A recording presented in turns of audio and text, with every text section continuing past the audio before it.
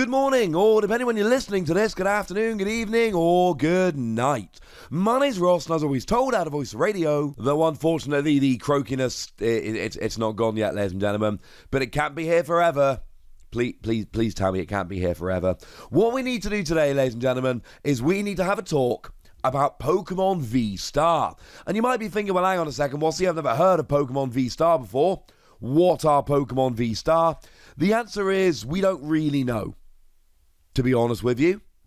But what we do know is that it is a thing, and I think we can have some pretty good speculation. I didn't want to put this in the video we did yesterday, because the video we did yesterday, we had concrete information, and then from there, we went into a bit of speculation.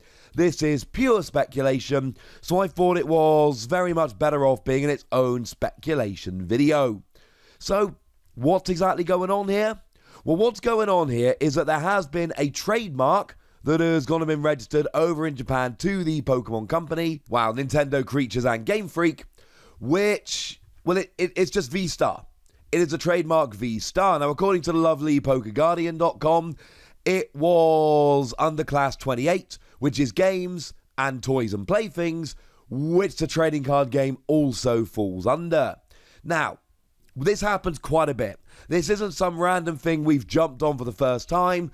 We track these pretty closely, by which I mean I have good friends that track them closely, and then I jump in with a bit of the old analysis, which is fun. But the point is, we've seen this before. We're not just going in for some random thing we've never looked at. We are going in with something we've looked at before. And generally speaking, there are basically two options here in terms of this trademark.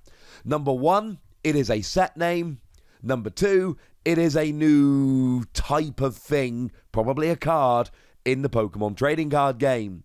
Now, in terms of set names, honestly, I don't think this is a set name. We already know that Pokemon Sword and Shield 5 is coming, and we already know that they're not called VStar. We've talked about them before. Similarly, we talked, I believe it was just yesterday, assuming the upload schedule holds, about Booster 5A, that is Matchless Fighters.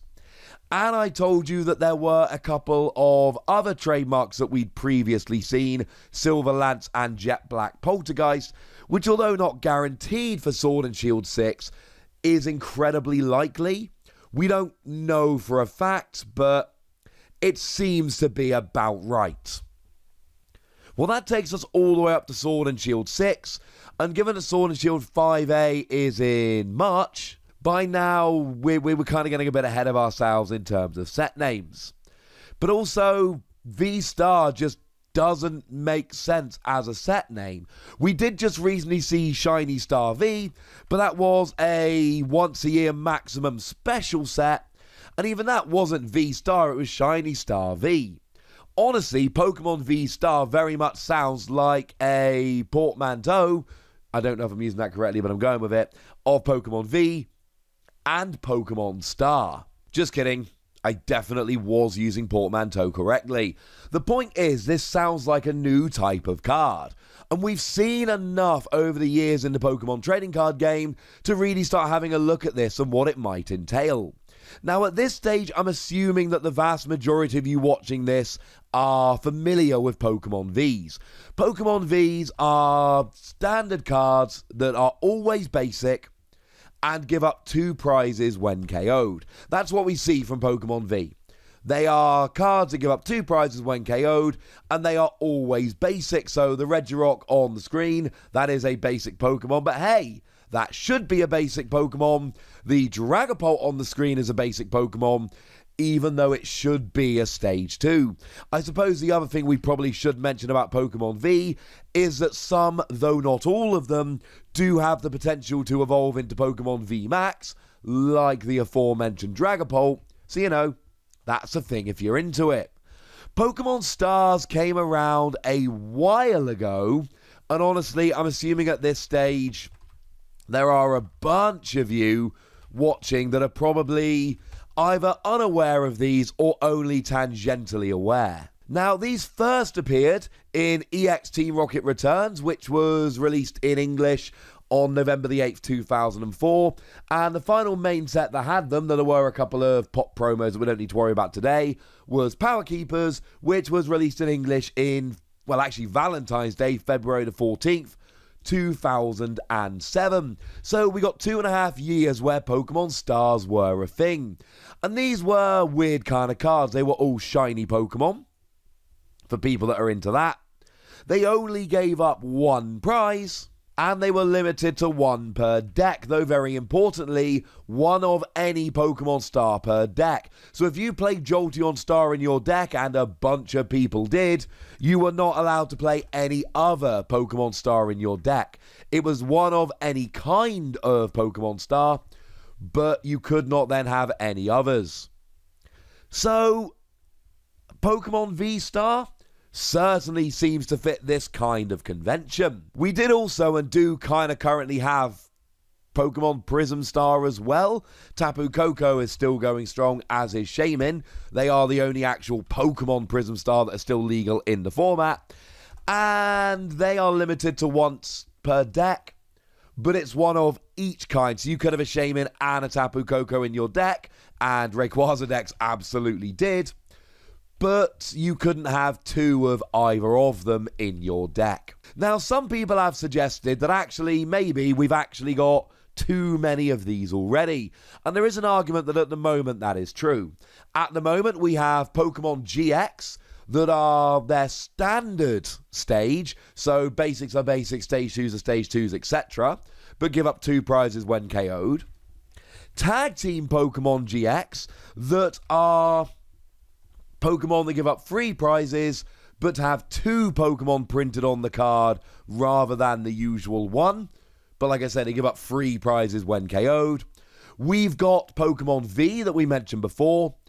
Pokemon V Max that we mentioned before. And just because we've now had Vivid Voltage released, we've also now got Amazing Rare Pokemon. Now, these are interesting because though they have the Amazing Rare symbol at the bottom and the artwork and all of that, they are, to all intents and purposes, just regular cards. They don't have any different kind of name. They don't have any different kind of mechanic. They are just your regular, ordinary, everyday, run-of-the-mill cards with fancy artwork. Now, it is interesting that as of now, they have all been legendary Pokemon. And they have very awkward attack costs. But that really is it in terms of Amazing Rare Pokemon. There's nothing else about them which is particularly weird or different or any of that malarkey. They are just regular cards with fancy artwork and awkward attack costs. Now, we do currently have Prism Stars, but honestly, Prism Stars at this stage in our format are a mistake. In Japan, they actually have a slightly different rotation to us. So they had a set Dark Order, which was brought into us as part of Team Up. We still have the Dark Order cards because we rotated to Team Up on. Japan doesn't because they rotated to Tag Bolt on, which means they lost those cards. Now, the final Prism Star cards were printed in Japan in Dark Order, which means in Japan they have all rotated out. But because literally 4 of them, including the aforementioned Shaymin and Tapu Koko, were printed in Team Up, we still have 4 Prism Stars, whereas Japan doesn't. So I do understand that having GXs, Tag Teams, Vs, VMAXs, Amazing Rares and Prism Stars, and then adding another type of card could be kind of awkward. But do remember that in September 2021, we are going to be rotating to Sword and Shield onwards, and we are going to lose Pokemon GX, Tag Team Pokemon GX, and we're finally going to lose the Prism Stars. And if you say that Amazing Rares don't really have a particular mechanic, that just leaves us with Pokemon Vs and VMAXs. At which point, it does actually start to look like maybe we do, well, not need another kind of card, but we're certainly around about at a time where it would be relevant. And given that the earliest these could really come in are going to be Sword and Shield 6, which is currently listed for June the 18th, which is subject to change, of course, we're talking 2.5 months before the rotation hits. So yes, fine, bringing in another kind of card now might be silly, but bringing it in right before we lose most of them anyway, that is a lot less silly. Now, in terms of timing-wise, it kind of has to be Sword and Shield 6, because we've already had a bunch of information about Sword and Shield 5 and 5A, and these VStar cards were not mentioned at all in the materials that were sent out to card shops, and there is no way they're introducing a new type of card and not telling us.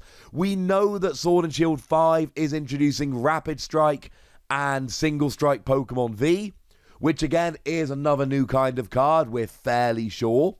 So maybe an argument not to get V-Stars. And we know that Sword and Shield 5A is introducing a new type of art. No mechanics there, just a new art. But new kind of art, which should be really cool. I'm very excited to see them. So this would have been said. Now, do we really need to introduce Single Strike and Rapid Strike Pokemon V and then just a few months later introduce V-Star? Maybe. Maybe we do. That really is going to depend on how different the Single Strike and Rapid Strike Pokemon V are, and that's something about which we have no information. What I thought would be interesting, though, is just taking a look at roughly when we get new cards, and as you can see from the little list I've just popped up on the screen, we got Pokemon GX in Sun and Moon 1, we got Prism Star Pokemon in Sun and Moon 5, Ultra Prism, and then Tag Teams in Sun and Moon 9, we got Pokemon V and V Max in Sword and Shield, that's Sword and Shield 1, and Amazing Rares in Vivid Voltage, which is Sword and Shield 4, but remember there is a strong argument to not really count them, given that they don't have their own mechanic. Now, maybe we introduce Single Strike and Rapid Strike Pokemon V in Sword and Shield 5, that seems to be happening, and then maybe V-Stars in Sword and Shield 6 or 7 is too early, but you know what?